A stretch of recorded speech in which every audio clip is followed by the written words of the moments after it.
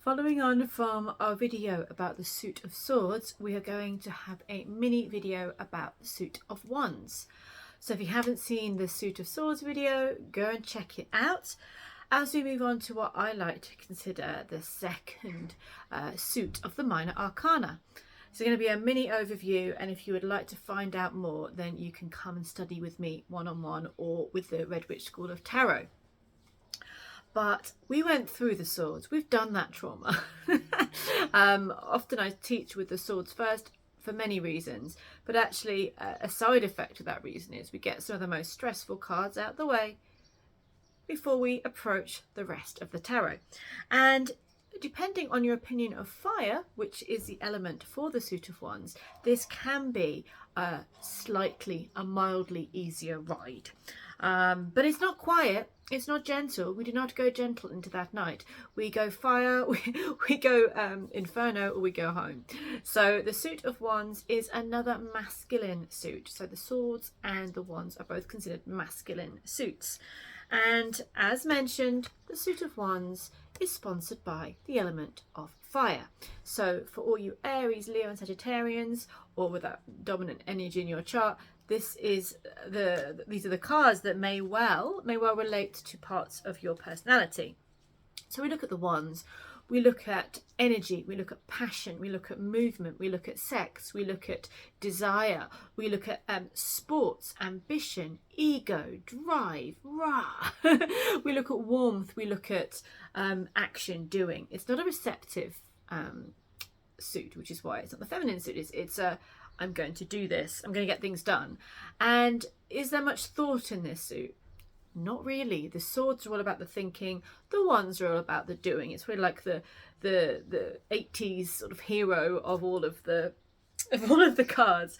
Let's just do it, think later, be the hero now.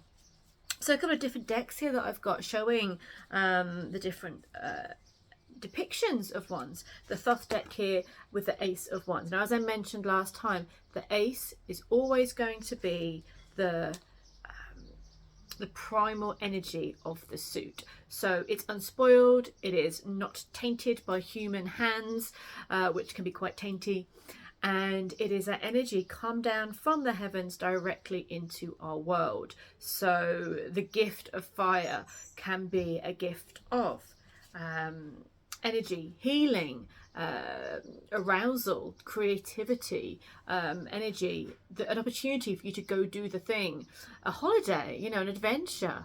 So it is something that comes into our lives, or we are gifted with. It could be that amazing, passionate, creative idea that you get moving on. With the aces, they're not often things that are necessarily, earned. They are there. They're one of nature's, one of the gods' gifts. And the element of fire turns our ideas into reality. Otherwise, they'll just sit around in our mind and they never happen. This is like, let's do the thing. Let's make it happen. Let's connect. Let's have, what things do we associate with fire? When we talk about fire in general conversation, when you fancy someone, when you're attracted to someone, you feel that spark.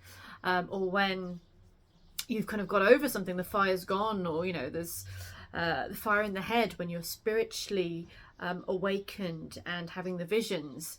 So there's so many different ways we use fire in conversation, but it's often to do with passion, with creativity, and with that spirit, that fire that connects us to the divine or to the physical movements.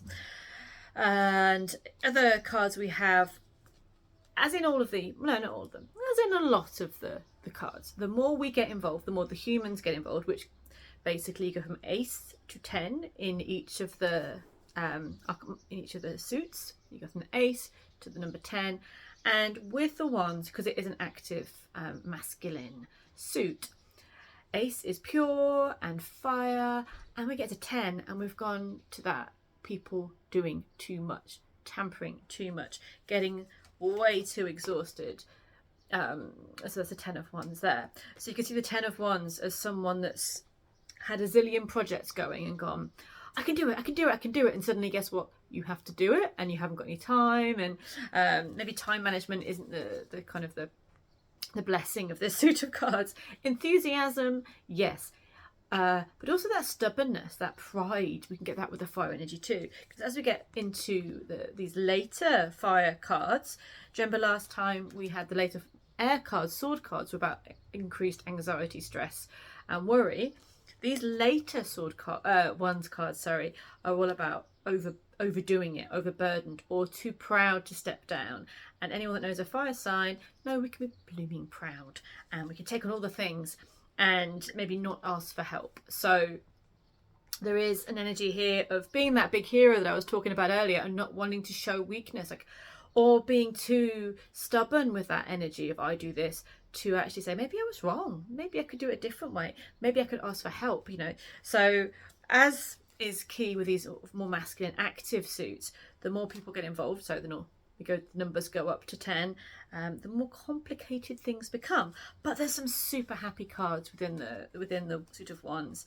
And as we go to the earlier opportunities, you know, of the Three of Wands, and love the Four of Wands, there's about positivity, optimism, that fire of potential opening, and the warmth of the sun that makes things grow. So you also got the court cards come into it. So you have here in the Druidcraft, there's a Princess of Wands. Here in the Thoth, you have the Knight of Wands, and I've got a couple, I think, yes, from the Wild Unknown Tarot. And instead of the Princess, you have the Daughter of Wands, and the King of Wands, you have the Father of Wands. So there's lots of different cards you can look at, but you find the decks that work for you.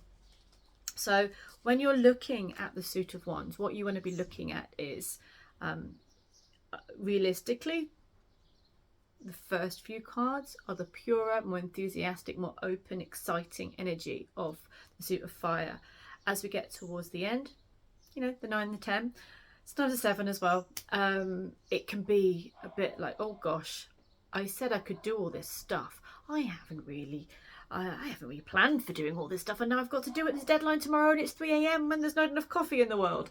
So that's some of the ways you could see the enthusiasm of the fire, because fire is a very enthusiastic suit, maybe getting a little bit overwhelming. So there's so much in each suit. We have of course, the numerology I've just kind of touched upon. There's so much you can go into with numerology. So each number will represent something different. There is the astrology. Each card of all of the tarot has its own astrological makeup. So you can look at that and get so much more information. You get the colours. You get of course, the symbolism in them as well. And with the Red Witch School of Tarot, which is starting next week, come and join this adventure.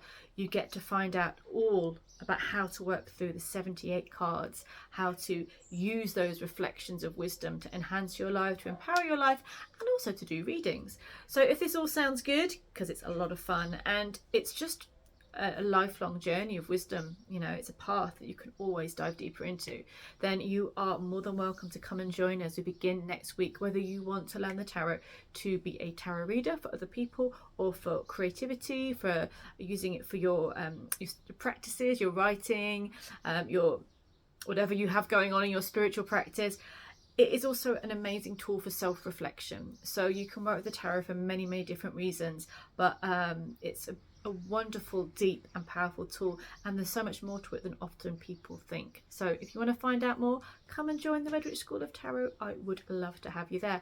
All the W's, lloydalligan.com, or follow the link which you'll find around about here. Have a great day. See you soon. Bye.